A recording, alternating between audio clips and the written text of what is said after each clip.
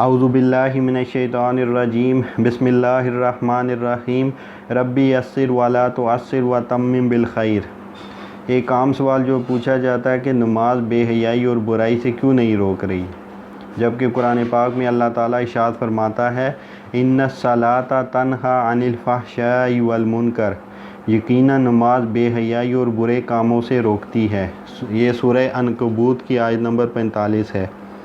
جب یہ حقیقت ہے تو آئیے ذرا صدقے دل سے غور و فکر کریں کہ کیا وجہ ہے کہ ہم نماز تو پڑھتے ہیں اور نماز کی پابندی بھی کرتے ہیں، مگر پھر بھی معاشرتی برائیاں ایک وبا کی طرح پھیل رہی ہیں۔ بے حیائی اور بے راہ روی پروان چڑھ رہی ہے۔ کیبل پر فحش قسم کے پروگرام دیکھنا ہمارا معمول بن گیا ہے۔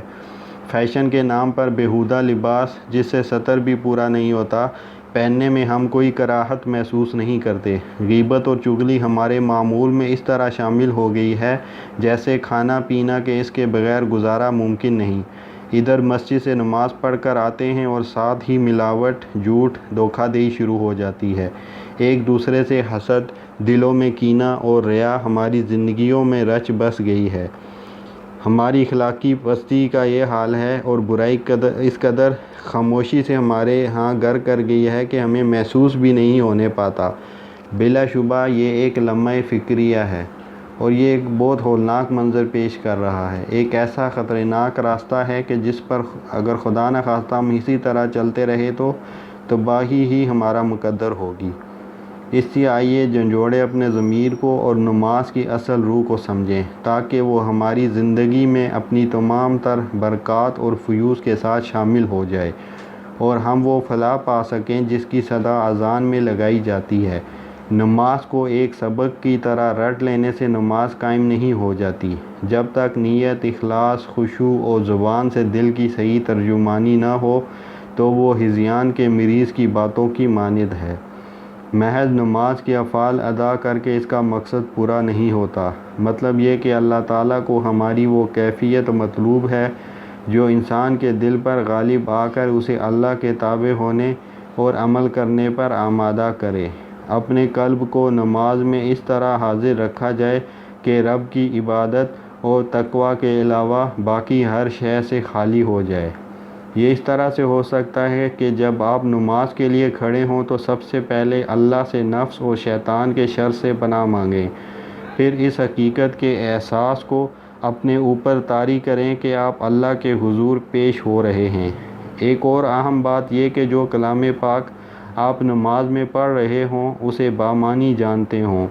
جب اعوذ باللہ پڑھیں تو معلوم ہو کہ اللہ کی پناہ حاصل کرنی ہے۔ اگر دل سے پناہ نہ پکڑی تو یہ کلام محض الفاظ کا پلندہ ہوگا۔